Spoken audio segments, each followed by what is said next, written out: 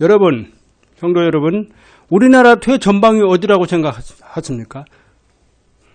최전방이 어디죠? 예? 예? 휴전선, 38전이죠? 자, 그러면 선교사들의 최전방은 어디라고 생각하십니까? 최전방이 있을까요? 없을까요? 우리 성도님들이 생각을 안 해보니까 모르시는구만. 최전방이 있습니다. 우리 사도행전 1장 8절을 한번 찾아보겠습니다. 사도행전 1장 8절을 보면 나옵니다. 다 찾으셨죠? 예, 한번 읽겠습니다. 시작!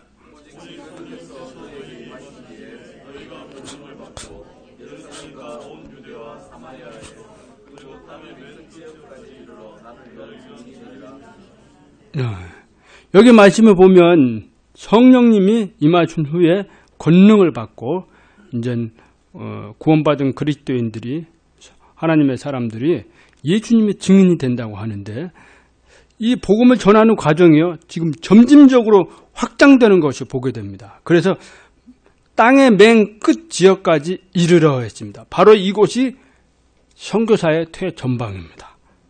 선교사들은 바로 땅의 맨 끝 지역까지 가서 예수님의 증인으로서 복음을 전하는 삶을 사는 것입니다. 자, 저에게는 이전에 중국이 최전방이었습니다. 이제 지금은 이제 또 최전방이 대만으로 바뀌었습니다. 그러면 우리 성도님들은 있을까요, 없을까요? 최전방. 예? 있어요? 어디예요? 우리 성도님들이 일하는 일터, 가정, 또 여러 곳에 있겠지만 그런 곳이 바로 하나님이 여러분들에게 보내주신 최전방이고 복음을 전하는 사역지라는 사실입니다. 자, 우리 임주윤 외란 때 이수진 장군이 이끄는 이 수군들이요, 왜군들의 복음로를 차단한 것을 보게 됩니다. 그래서 전쟁을 승리하는 데 큰 보탬이 되었는데, 이 왜군들이요, 그때 당시 먹을 양이, 제가 일주일량에 먹을 양이 300석의 쌀을 실린다고 해요. 이게 1개의 부대가 300석의 쌀을 가지고 부산항으로 들어와서 이제 식량을 보급해서 했는데, 이수진 장군이 그런 곳을 차단하면서, 수군들을 통해서 차단함으로써 임진왜란 때 왜군들이 전쟁을 하는데 굉장히 힘들었다라는 이야기를 들었습니다. 그런데 그것이 그들이 전쟁을 패배하는데 큰 요소가 되었습니다.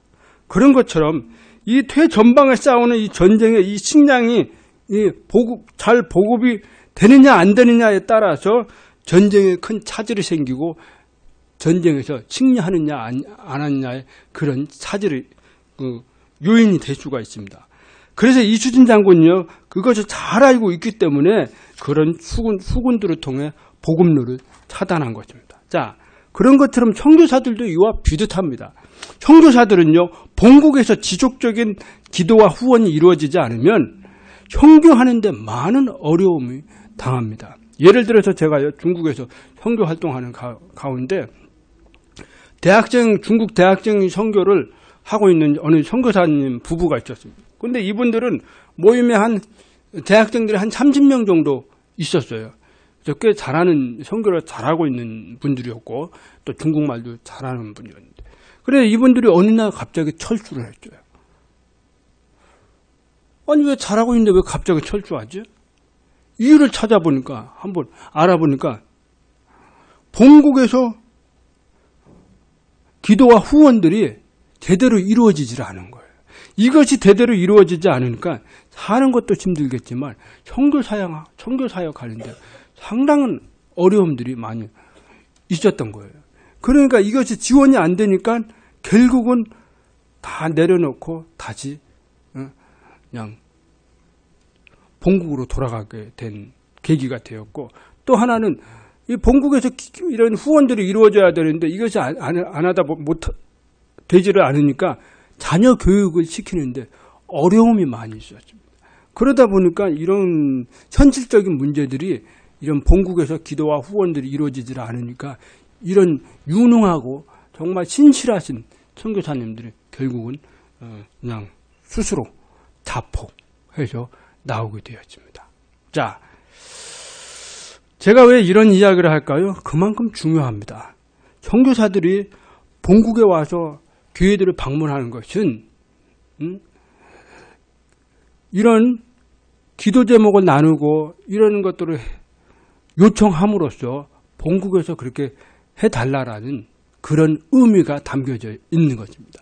만약에 선교사들이 본국에 왔는데 그런 곳도 없고 그런 교회에 가서 기도와 후원을 요청할 곳이 없다 그러면 선교사님들은 굉장히 그것만큼 애로사항이 그것만큼 힘든 게 없다라는 사실입니다. 그렇기 때문에 우리 오늘 이렇게 등덕교회에 와서 제가 또 이렇게 기도 요청을 하고 하는 이유는 다 하나님 뜻 가운데 하나님 예수님 안에서 아주 귀중한 의미가 담겨져 있는 것입니다. 사도행전 13장 1절에서 3절을 보면 성령님께서 바나바와 바울을 따로 구별해서 교회를 통해 파송합니다. 이것이 바로 선교여행이 1차 선교여행이 시작되었어요. 오늘 제가 방금 읽은 이 본문 사도행전 14장 26절에서 28절은 뭐냐면 바나바와 바울이 1차 선교여행 거의 마무리하고 안디옥에 귀환하는 것을 보게 됩니다. 그래서 주후 46년에 떠나서 48년에 돌아오는 거예요. 그래서 그 사도행전 14장 27절에 보면 그들이 도착하여 교회를 함께 모아 하나님께서 자기들과 함께 행하신 일과 또 그분께서 이방인들에게 믿음의 문을 열어주신 것이 되풀이하여 말하고 있습니다. 이것은 무엇인 말입니까? 사도행전 13장 14장에 있는 내용들을 잘 토대로 해서 잘 읽어보면요. 그 내용의 토대로 해서 우리 바나바와 바울이 안디옥 교회에 와서 성도들한테 이제 그 토대로 해서 선교 간증을 했다라는 사실입니다. 그래서 보면 여기 교회를 함께 모아라고 했습니다. 안디옥 교회는 교회가 하나 있는 게 아니에요. 그 안디옥이란 지역의 교회들의 구원받은 무리들이 여기저기 다 흩어져 있었어요. 그래가지고 그 교회들을 모아서 같이 선교 간증을 들었던 것입니다. 오늘 제가 이렇게 등대교회에 와서 선교 간증할 수 있도록 세워주신 우리 하나님께 감사드리고 또 기회를 주신 우리 강 목사님께 감사드립니다. 제가 많은 간증들을 하고 싶지만 이제 그 이전에 중국에서 있었던 일들은 다 생략하고요. 전에 들었잖아요. 예, 그러니까 이제 이번에는 이제 어떻게 해서 대만으로 가는 건지 이제 가게 되는지에 대해서 한번 이제 은혜를 나누고자 합니다. 저희 가정은요 재작년에 중국 대련으로 가는 도중에서 10월 31일 날인데 그날 이제 정식으로 추방당했습니다. 근데 우리 부부가 한국에 나오면서 제가 하나님께 이런 기도를 많이 했습니다. 하나님이 저에 대한 계획이 어떤 계획이 있는지에 대해서 제가 하나님께 기도를 하기 시작했습니다. 근데 기도를 하고 있는데 갑자기 우리 이제 강찬재 목사님을 만나게 되었던 거예요. 근데 강찬재 목사님이 대만에 갔다 온 얘기를 하는 거예요. 근데 아까 타이페이 춘복음교회 있죠? 나왔잖아요. 대만은요 조용기 목사님을 엄청 좋아해요. 춘복음 은사주의 춘복음교회. 저도 몰랐는데 가서 보니까 그 조용기 목사님에 대해서 엄청 좋게 생각하고 그 춘복음 영향을 많이 받았어요.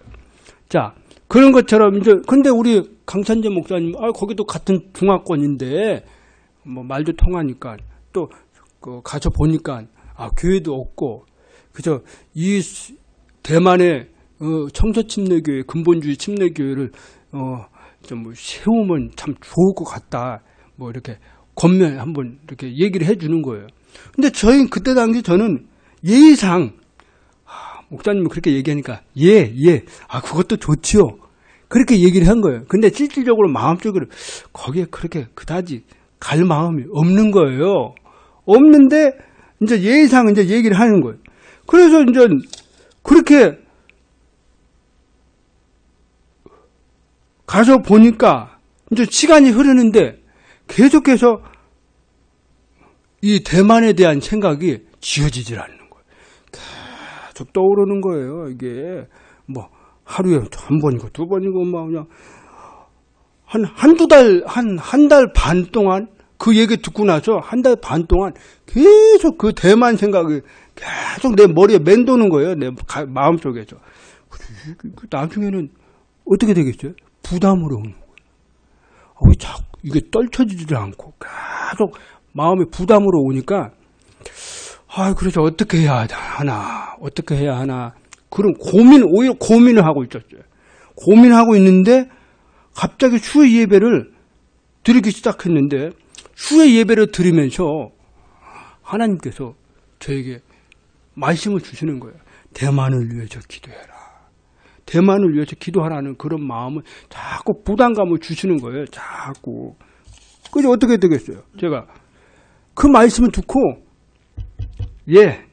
그러면 제가 한번 대만을 위해서 한번 기도해 보겠습니다. 그래서 하나님 앞에 나아가서 매일 그때부터 이제 기도하기 시작했는데 어떤 기도를 했냐면 그러면 제가 한번 대만 답자를 한번 가볼 생각이 있는데 오릅니까? 하나님의 뜻을 구한 거예요. 그런데 마치 다윗이 사무엘상 30장 8절에 보면 다윗이 주께 여쭈어 이르되 내가 이 군대를 추격하리이까 내가 그들을 따라잡으리이까 다윗이 이렇게 하나님께 여쭈어 보았어요. 그래서 그때 하나님이 다윗의 기도를 듣고 응답해 주시고 추격하라 해가지고 추격한 거예요. 그래서 아말렉 족족이죠. 그 가가지고 자기 가족들, 자기 재산 다 도로 찾아온 거 아닙니까? 그래서 그렇게 응답하신 것처럼 하나님께서 다윗의 기도를 듣고 응답해 주신 것처럼 저도 기도한 후 하나님께서 저에게 말씀을 주셨는데 빌립보서 2장 13절 말씀이었어요. 너희 안에 일하사 자기가 참으로 기뻐하는 것을 원하게도 하시고 행하게도 하시는 분은 하나님이시니라 했습니다. 대만 답작하는 것이 그분의 기쁘신 뜻이 있구나 생각하고 원하는 게 있고 또 기뻐하는 것이 있고 원하는 것이 있구나라는 것을 깨닫게 되었어요. 그래서 그때부터 기도로 준비하고 기도로 계획을 세우고 기도로 하나님의 뜻을 무엇인지 갈망했습니다. 그런데요, 저는 대만에 아는 사람이 없는 거예요. 한 명도 없어요. 대만에. 그래서 어떻게? 대만은 가보긴 가야 되겠는데 답사를 응답은 왔는데 이제 가긴 가야 되는데 어떤 루트로 통해서 어떤 경로로 통해서 어떻게 가야 할 길이 없는 거예요. 그렇다고 우리 친교에서 우리 청소팀내 친교에서 대만에 뭐 아는 선교사도 있는 것도 아니고 없어요. 그래서 기도하는 가운데 하나님께서 오랫동안 대만에서 선교 사역하고 있는 분을 이제 알게 해주신 거예요. 그래서 그분의 도움을 받아가지고 내가 이렇게 해서 대만 답사를 한번 가보려고 하는데 도와줄 수 있겠습니까? 그 선교사님한테 물어본 거예요. 그러니까 이 선교사님은 저 그분 몰라요. 본 적도 없고. 그런데 그분이 하는 소리가 그러면 오십시오.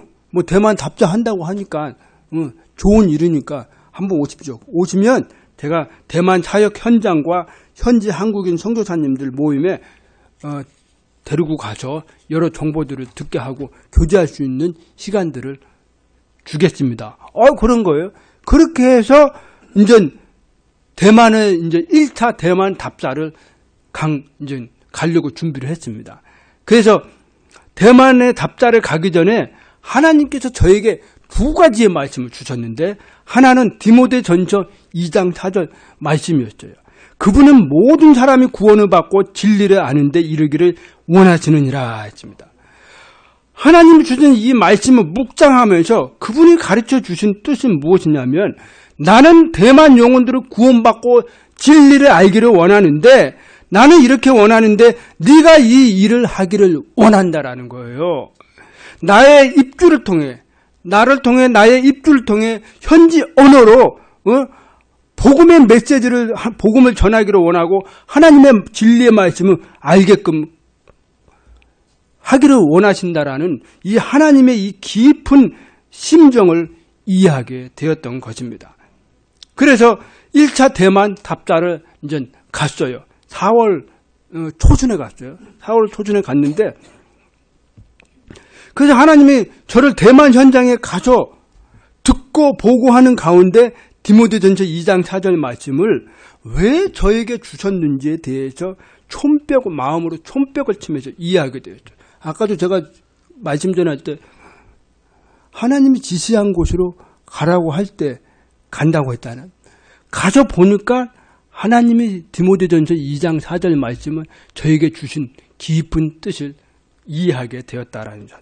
왜 그러냐면 대만 현장에 가보니까 대만 교회들이요, 죄를 지적하지를 않아요. 그리고 지복진앙 쪽으로 흘러가는 거예요.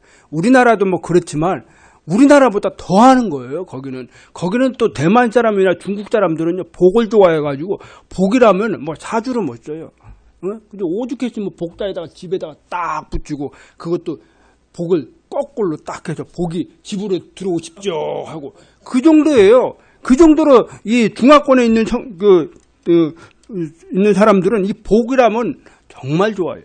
그런 기복신앙을 좋아하는 그런 나라인데, 그리고 혼합 종교, 아까 말한 것처럼 우리 목사님이 뭐 도교, 불교, 막 혼합 종교, 제가 여기 사진 찍어가지고 온 거를 보여주고 싶은데 없어서, 대만에 가면 도시 곳곳에 사찰이 있어요. 사찰이 뭐 조그만 사찰도 있고 큰 사찰도 있어요. 근데 곳곳에 있는 거예요. 근데 지나가면 막 그 향 있죠? 그런 향이 있고, 또 동네마다 조그만 사찰이 또 있어요. 거기는 이제 그 사람들이 아무 때나 가가지고 향을 피우고 자기가 믿는 사람 저기한테 절하고 복 빌리는 그런 거. 그것이, 그런 현상들이 대만의 곳곳에 그냥 일반적인 형태라는 사실이에요. 그래서 그런 나라, 그래서 아까 말한 것처럼 일본하고 좀 비슷한 느낌이 많이 들 정도로 그렇습니다. 그래서 하나님이 왜 저에게 이런 말씀을, 그러니까 이런 곳에서 복음을 외치기를 원하고, 이런 곳에 가서 하나님의 진리의 말씀을 그들에게 깨우쳐주고 가르쳐주기를 원하시는 게 하나님의 깊은 뜻에 있고, 그런 심정을 이해하게 되었습니다. 또 하나는 마태복음 20장 1절에서 16절 나오는 이 포도원의 품꾼의 말씀을 통해 저에게 가르쳐 주신 뜻이 있습니다. 우리 마태복음 20장 1절 16절 한번 찾아보겠습니다.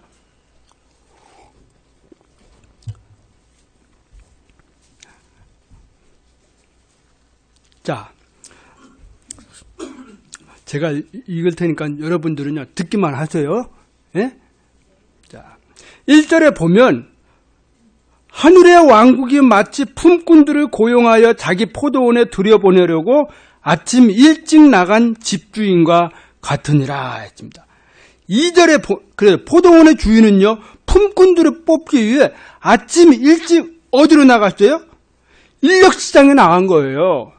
그 2절에 보면 포도원의 주인이 인력시장에 와서 품꾼들과 1데나리온 주기로 합의하고 포도원의 농장을 들여보냅니다.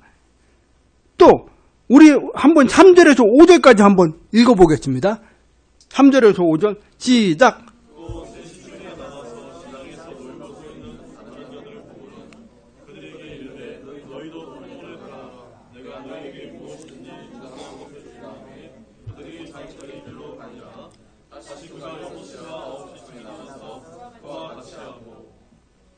자, 이 3절과 5절에 잘 보면 뭐가 나온지 아세요? 이 시간이 나와요. 시간. 3시쯤 나오죠? 6시, 9시 이렇게 나와요. 이 3시쯤은 오전 9시를 말하는 거예요. 6시는 정오 12시, 점심시간. 9시쯤은 오후 3시예요. 그러니까 포도원의 주인은 지금 품꾼들을 모집하기 위해서 정기적으로 시간대에 나가서 지금 인력시장에 나가서 사람들을 모집해서 지금 어디로 집어넣어요? 포도원에 일할 수 있도록 지금 들여보내고 있어요. 그래서 6절과 7절을 보면은 여기 뭐가 나오냐면 11시쯤, 이거는 몇인지 아세요? 5시요. 오후 5시. 포도원의 주인은 오후 5시까지 나와서 품꾼들을 지금 모집해서 농장에 들여보냈다는 사실입니다. 솔직히 오후 5시는요, 노동자들이 일터에서 일을 마무리하고, 이제 집에 가야지 하고 다 정리하고, 이제 철수하는 시간이에요. 그런데 아침부터 오후 3시까지 일하는 사람들, 그런데 이 포도원의 주인은 이 오후 늦게까지 와서 품꾼들을 모집해서 농장에 지금 들여보내고 있어요. 자, 아침부터 오후 3시까지 일한 사람들은 어떻게 일했을까요? 나름대로 일을 하면서 쉬어가면서 일을 했어요. 그런데 이 오후 5시에 들어온 사람은 어땠을까요? 그렇지 못했다는 사실. 마지막에 들어간 사람은요, 일자리를 얻지 못하고 집으로 돌아갈 처지였어요. 이들은 하루 먹고 사는 노동자들인데 일을 하지 못하면 그날 밤 굶어야 할 처지였습니다. 고작 그런데 이런 분들이 지금 5시에 포도원의 품꾼으로 들어간 거예요. 고작 일하는 시간이 길어봤자 1시간, 짧아봤자 30분밖에 안 돼요. 그런데 마지막 오후 5시에 들어간 사람들의 마음의 자세는 어땠을까요? 어땠어요? 기쁨과 감사한 마음으로 포도원의 농장에 들어갔다는 사실이에요. 왜? 나는 오늘 굶어서 아무 일도 못하고 집에 가서 돌아갈 수도 있었는데도 불구하고 누군가가 나를 와서 데리고 일할 수 있는 곳을 보내주셨으니 이 사람 마음속에는 얼마나 기쁨과 감사가 있겠어요. 그런 마음을 가지고 포도원의 농장으로 들어간 것입니다. 포도원의 농장에 들어갔는데 이분들은 시간이 없기 때문에 주인이 하라는 대로 농땡이도 까지 않고 새벽부터 오후 3시까지 일하는 사람들은 쉬어가면서 일했지만 이분들한테는 너 쉬어 이런 시간이 없어요.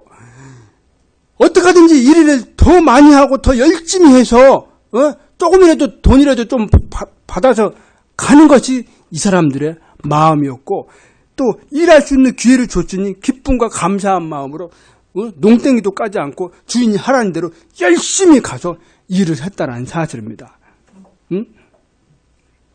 자, 제가 신학교 다닐 때요, 등록금을 벌겠다고 아침 일찍 인력시장에 용역회사에 갔습니다. 새벽 5시에 나갔는데, 사무실에 나갔는데 사람들이 30명 정도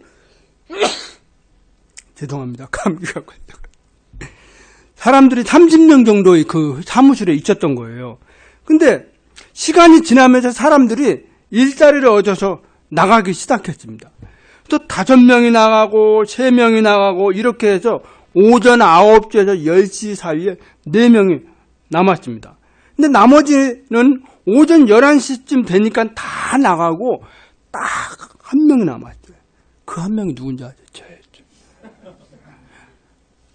저 혼자 남은 거예요. 그 11시가 되면 일이 없어요. 그냥 집에 가야 돼요.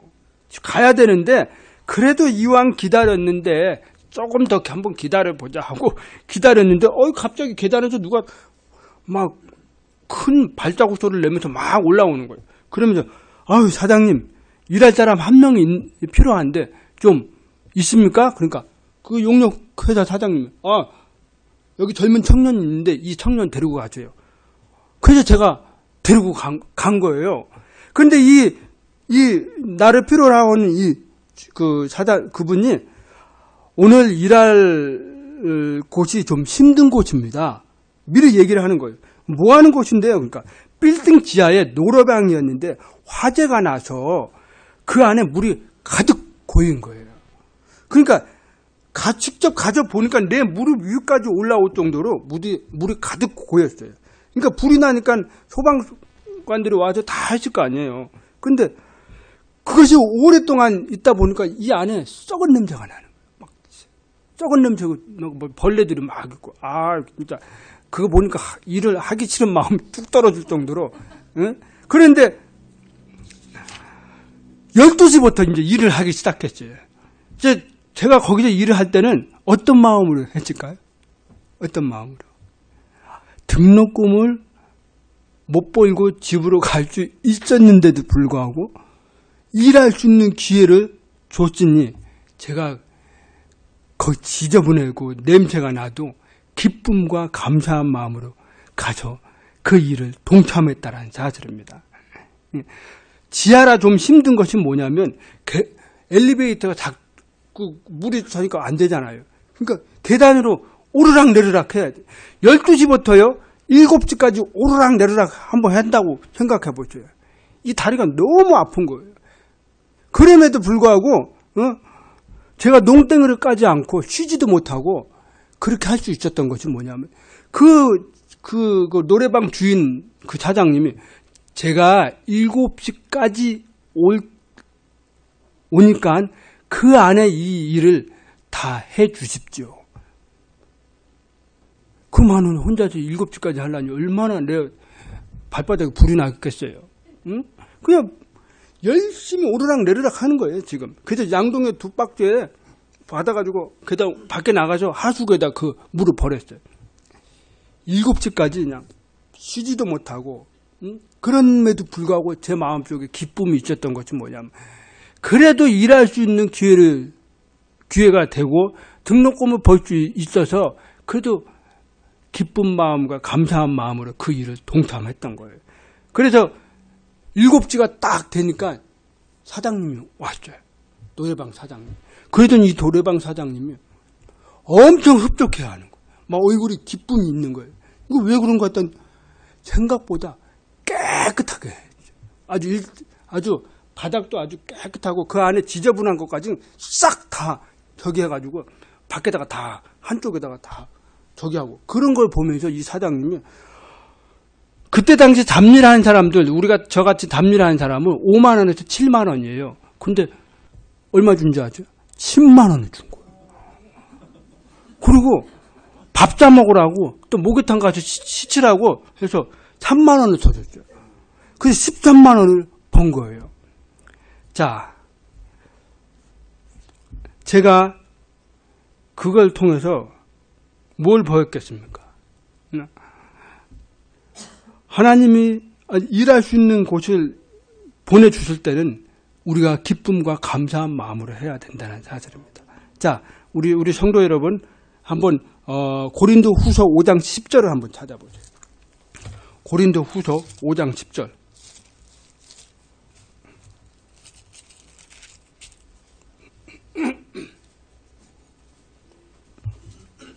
고린도 후서 5장. 자, 우리 다 찾았으면 한번 읽어보세요. 시작.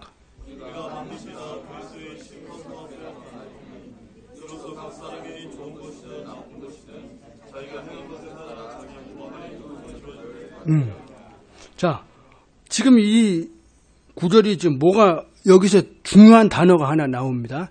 그리스도의 심판석.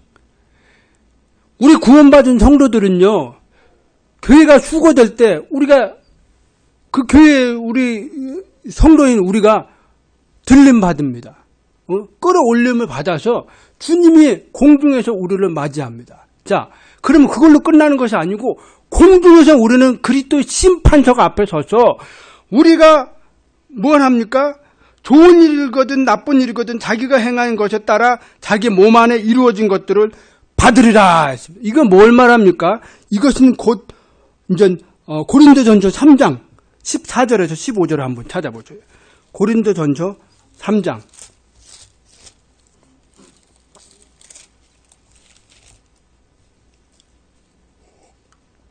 고린도전서 3장 14절에서 15절을 한번 읽어보겠습니다. 찾으셨죠? 시작!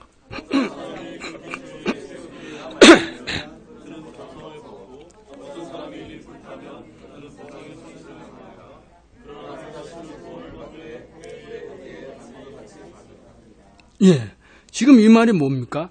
이것은 우리는 하나님의 일하는 일꾼요, 하나님의 농사요, 하나님의 건물입니다. 그런데 우리가 그리스도의 그 반석, 그 기초 위에 우리가 일한 것들이 어떻게 됩니까? 13절에 보면 각 사람의 일이 드러나리라. 그날에 그것들을 밝히 드러내리니 이는 그것이 불에 의해 드러난다고 그 불이 각 사람 일의 어떤 종류인지 시험할 것이기 때문이라 했습니다. 자, 그 그리스도의 기초 위에 우리가 일한 것들이 그 위에서 있을 때 그것이 드러나는데, 그것이 만약에 불이 예를 들어서 14절에 보면 그 기초 위에 세운 일이 남아있으면, 그 일한 것들이 기초 위에 남아있으면 그것은 우리에게 뭘로 다가옵니까? 상금을, 보상으로 다가오는 거예요. 그런데 15절에 보면 뭐라고 나옵니까? 어떤 사람은 일이 불타면 그는 보상의 손실을 당하려. 손실이 당하는 것이 있다라는 거예요. 어떤 상금은 그대로 남아있는데 보상을 받는 그대로 있는데 어떤 거는 손상되는 거예요. 그 이유가 무엇입니까? 왜 이런 현상이 나옵니까? 하나님이 우리에게 일하라고 기회를 주었을 때 우리가 그것이 기쁜 마음으로, 감사한 마음으로 그 일들을 감당했을 때 우리가 받는 상금은 그렇게 된다는 사실입니다. 그러나 우리가 그것이 그런 식으로 하지 않고 불평, 불만, 짜증, 안 해.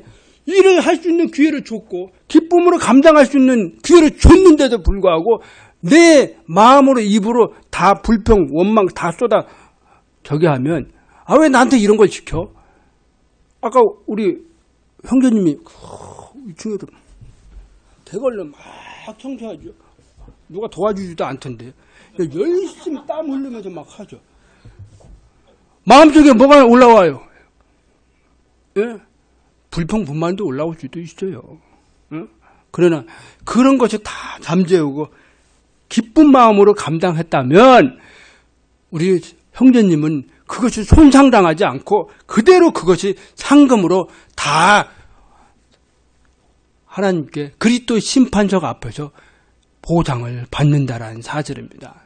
그래서 우리는 이렇게 우리가 이렇게 하나님이 주실 때, 하라고 기회를 줄 때 우리는 감당해야 된다는 사실입니다. 저는 대만에 가서 보고 듣고 하는 과정에서 하나님께서 저를 대만의 선교 일을 다시 할 수 있는 사람으로 선정해 주신 거에 대해서 감사드립니다. 저는 이 포도원의 품꾼에 마지막에 들어간 사람과 똑같습니다. 왜? 대만에 있는 선교사님들은요, 30년, 20년, 10년, 5년 된 사람들이 수두룩해요. 대만의 선교사님들 몇 명인지 아죠? 제가 알기로는 한 100명 조금 넘어요. 우리 청저침례교회나 동지침례교회 쪽에서 없지, 다른 타교단은 이미 다 들어와서 30년, 20년, 10년 다 들어와서 열심히 일을 하고 다 털을 닦고 거기서 어느 정도 선교 사역들이 이루고 있었던 거예요. 자, 대만에 부르심 받은 사람보다 저는 부족한 사람이에요. 그럼에도 불구하고 저를 여러 가지 고려해서 은혜로 선정해 주신 거에 대해서 감사드립니다. 저에게는 시간이 부족해요. 늦게 대만에 들어가기 때문에 남들보다 더 열심히 일을 해야 하고 더 부족한 언어를 보충해서 절박함이 있는 거예요. 그리고 남들보다 하나님이 더 은혜를 더 많이 구해야 하고 남들보다 더 분발해야 하고 하나님이 하라고 하는 일을 더 성철하게 감당해야만 그 은혜가 저한테 필요한 겁니다. 그래야만 이 30년, 20년, 10년 한 사람들보다 그것을 만회하려면 그렇게 일을 해야 된다는 사실입니다. 여러분들, 바울 사도가 왜 내 몸을 복종시키고 내 몸에 육체를 채워서 교회를 세운지 아세요? 바울 사도는 자기가 구원받은 은혜도 감사하고 빚진 자의 심중이었지만 또 하나는 뭐냐면 예수님이 사도로 부르신 마지막이에요. 마지막. 그렇기 때문에 예수님의 제자들은 직접 예수님 밑에서 훈련받은 사람이에요. 그러나 바울 사도는 예수님 밑에서 훈련받지 않고 예수님이 하늘로 올라간 이후에 그때부터 주님의 통치 아래 그분의 은혜 아래에서 훈련받고 주님의 일을 한 거예요. 그렇기 때문에 더 베드로보다 더 사도 요한보다 더 열심히 더 분발하고 더 내 몸을 쳐서 더 복종시키고 더 주님의 일을 할 수 한 이유가 바로 거기에 있었다라는 사실입니다. 성도 여러분, 그렇기 때문에 저는 이들보다 더 열심히 일할 수밖에 가서 그런 일을 해야 된다는 사실입니다. 그런데 제가 또 2차 대만 답사를 또 갔어요. 올 여름에 갔어요. 그런데 제가 간 지역이 까오중인데 대만의 남부지방이에요. 엄청 더워요. 그냥 가만히 있어도 막 땀이 줄줄줄줄. 우리 아들이요. 막 땀이 막 흘러요. 그래서 내가 한편으로 걱정한 게, 야, 이런 데서 살 수 있을까? 옛날에 중국의 하얼빈에 가는데 거기는요 영하 35도, 체감 온도가 50도예요. 제가 1년 동안 여기는 청교 지역이 아니고 유배 지역이라고 그렇게 생각했어요. 내가 언어 연수만 끝나면 다시는 안 돌아온다. 그렇게 정말 싫었어요. 하얼빈 춥고 땅도 지저분하고 눈은 많이 오면 길거리가 아름다워야 되잖아요. 석탄가루가 그냥 다, 땅은 지저분하고 그냥 벽은 시커멓고. 그런데 또 대만은 또 엄청 또 더운 지역이야. 근데 추운 것보다 낫더라고요. 자, 그래 이제 대만으로 갔는데 답사를 갔는데 대만에 이제 실제로 어떻게 들어갈 길이 있어야 되는데 1차 답사로 간 사람하고 이렇게 얘기가 이렇게 해봤지만 그들은 우리하고 믿음이 틀려요. 또 교단 자체도 틀리고. 그래서 뭘 좀 같이 일하기가 상당히 부담스러워서 그냥 거기를 일단락하고. 그래서 이제 우리 루트를 통해서 들어갈 수 있는 길을 찾아야 되는데, 제가 이제 대만 2차 답사에 가서 누구를 만나야 되냐면 대련 침례 교회로 가려고 할 때 그 대련 침례 교회를 세운 선교사님이 있어요. 그 미국의 BBF 목사님이 BBC 교회고 선교사님이고 또 그분이 세운 교회에 또 맡아서 이제 후임으로 하는 그 홍 목사님이라고 있죠. 대만 사람이에요. 현지인 사람인데 이분들이 그 대련 침례교를 세우는데 중요한 역할을 한 사람들이에요. 그런데 이분을 만나기 위해서 한국에서 아무리 문자를 찾아 했는데 보지를 않는 거예요. 그 도대체 왜 그럴까 하다가 이제 대만으로 가니까 유신 침을 바꿨어요. 그러니까 연결이 되더라고요. 그래서 가가지고 이제 전화를 해서 누구 아무개 이러는데 한번 만날 수 있습니까? 그래서 또 까오중에서 타이페이까지 고속버스를 타고 갔는데 5시간 걸려요. 땅덩어리도 되게 조그만데 뭔 5시간이 걸리는지. 그래서 5시간 동안 다 갔는데 지금 타이페이가 얼마나 들어가는 길목이요. 얼마나 웅장한지 모르죠. 산이 산으로 다 둘러싸가지고 그 안에 고가 돌아가요. 무슨 용처럼 막 이래요. 막 이렇게 하다가 갑자기 뻥 뚫리는데 거대한 도시가 한눈에 쫙 보이더라고요. 난생 처음 그런 거 처음인데 짜릿한 느낌이 들었는데 하여튼간 타이페이에 가서 또 전철 타고 신베이로 갔어요. 근데 그분이 이제 거기서 이제 목회를 하는 거예요. 그 청서침례교회. 그래서 그 교회에 가서 이제 목사님 만나가지고 내가 이제 대만으로 이렇게 선교 활동하려고 하는데 좀 도움이 좀 필요로 합니다. 그렇게 얘기를 하니까 이 목사님이 그러면 대만에 오면 어디에서 정착하려고 합니까? 그래서 뭐 타이페이입니까? 아니면 다른 지역입니까? 그러니까 까오중이라고. 그래요? 그러면 그러더니 이분이 종이를 2장을 딱 어디서 꺼내더니 그분 메일, 주소, 전화번호 그 영문으로 딱 써가지고 2장을 주시더라고요. 그래서 이걸 가지고 까오중에 가서 이 선교사님을 한번 만나보시고 연락하십시오. 그래서 갔어요. 또 5시간 타고 또 내려갔죠. 또 내려가서 이제 연락하는데 그 교회를 찾아갔어요. 갔는데 거기서 예배를 그날 주일이었는데 예배를 드리고 있었어요. 그래서 예배를 들어가서 이제 그 선교사님 만나고 인사하고 그런데 이분은 독립침례교 선교사였어요. 미국에서 파송받아서 33년 동안 대만에서 청교 활동한 베테랑 선교사님이었어요. 근데 이 선교사님이 이제 하는 소리가 뭐냐면 자기는 대만에 와서 교회를 딱 2개 세웠대요. 그래가지고 그러더니 이제 예배 다 끝나고 점심 먹고 갑자기 자기 차를 타고 거기서 한 10분 정도 가는 거리에서 이제 가더니 건물이 하나 새로 지었더라고요. 근데 교회 건물이에요. 3층으로 크게 지었는데 앞으로 이제 작년이죠. 9월 달부터는 여기서 예배 드릴 것입니다. 그러니까 교회를 새로 지은 거예요. 그래서 이제 그 안에 뭐가 있냐면 신학교도 있고 성도들이 그 안에 가서 예배도 드리고 이제 그렇게 하기 위해서 3층으로 딱 지었더라고요. 그러면서 이분이 하는 소리가 뭐냐면 그때 당시는 이분이 하는 소리가 언제든지 도움이 필요하시면 연락하십시오. 도움이 될 수 있으면 도와주겠습니다. 그런 얘기를 하시더라고요.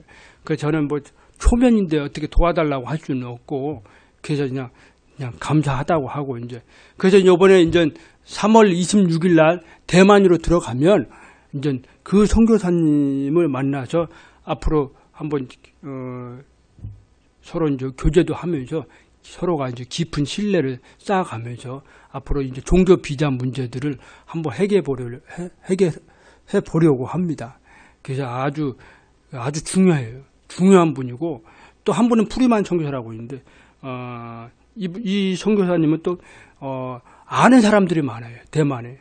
그래가지고 그 인맥들이 많고 그래서 아무튼 그 홍 목사님이 이 2분을 가르쳐 주신 것은 아무튼 거기 까오슝에 가서 도움 받을 수 있으면 도움 받으십시오 하고 그러면서 하는 소리가 이분은 앞으로 여기 대만에 오면 다른 쪽하고 교류를 하려고 합니까? 그러니까 아니라고 우리는 당신네들하고 교류했으면 좋겠다고 교류하고 그래서 엄청 좋아하더라고요. 그래서 아무튼 3월 26일 날 이제 대만으로 들어가려고 합니다. 아무튼 우리 등대교회 우리 성도님들이 저를 위해서 기도해 주시고 후원해 주시기를 계속해서 부탁드립니다. 참 하나님이 저에게 디모데전서 2장 4절 말씀과 또 마태복음 20장 1절에서 16절 말씀 주신 것은 아무튼 이 2 말씀이 대만 땅에서 청교 활동하는데 뿌리를 내리고 씨앗이 되고 열매가 되기를 바랍니다.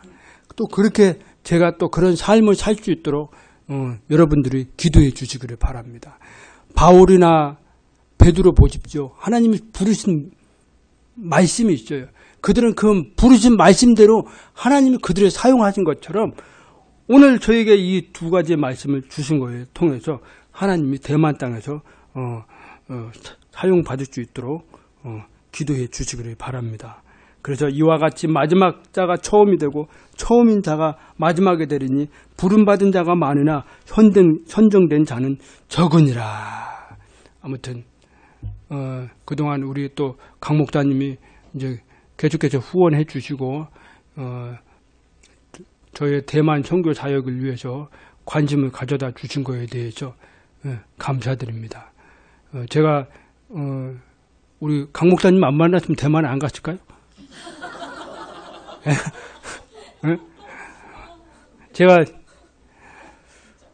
그러니까 제가 말하고 싶은 것은 요셉이요 총리가 되기 위해서는 보디발 또 감옥 그 과정이 있어야만 총리가 될 수 있었다는 사실이에요. 그 과정이 없는 상태에서 총리가 된다? 이거는 있을 수가 없는 거예요. 모든 것이 과정이 있고 거쳐야 할 단계가 있는 거예요. 그런 것처럼 제가 중국에서 나올 때 그렇게 힘들고 좀 어려웠지만 그것이 거쳐야 할 과정이었고 단계였고 또 강 목사님 만나서 또 그런 얘기를 듣고 또 고민하다가 또 기도하다가 하나님 인도하심 쪽에 또 대만 선교사로 이렇게 갈 수 있었던 것은 이거 다 과정이라는 거죠. 어떤 분은 뭐라고 하는지 알아요? 대만에 갈 수 있을까? 그런 분이 있었어요. 왜? 대만에 아는 사람이 없는데 어떻게 대만에 갈 수 있어요? 누가 도와주지도 않아요. 내가 어떤 분한테요, 그런 얘기, 좀 대만에 갈 수 있도록 좀 이렇게 좀 알아봐 달라고 했는데, 일주일 만에 말이 싹 바뀌더라고요. 에이, 내가 당신을 믿는 것보다 내가 믿는 하나님을 의지하고 믿는 게 더 낫겠다. 그래서 더 간절하게 기도했는데, 그 홍 목사님 만나려고 그렇게 기도를 했던 거예요. 그래서 하나님이 그렇게 길을 열어주셔서, 이렇게 2차 답사를 통해서는 그런 일들이 있었습니다. 아무튼, 한편으로는 기대가 되고 또 한편으로는 좀 두렵고 떨립니다. 왜? 성서집 내게 대만 첫 번째 선교사라, 두 번째, 세 번째 가면 그나마 저기 하는데, 첫 번째로 가니까 이거 이제 부담이 있어요. 아무튼 뭐 그것은 내가 할 일이 아니고 나는 하나님을 의지하고 열심히 일하면 우리 하나님께서, 그래서 저는 이제 대만에 가면 복음 전하는 일에 중점적으로 하고 교회를 세우는데 중점적으로 포커스를 맞추었습니다. 아무튼 이 두 포커스에 맞춰서 교회를 세우는데 저를 사용해 주었으면 좋겠습니다. 오늘 간증 이렇게 마치는데 감사드립니다. 등덕교회 와서 간증할 수 있도록 또 부족한 사람 설교 들은 거 감사드립니다.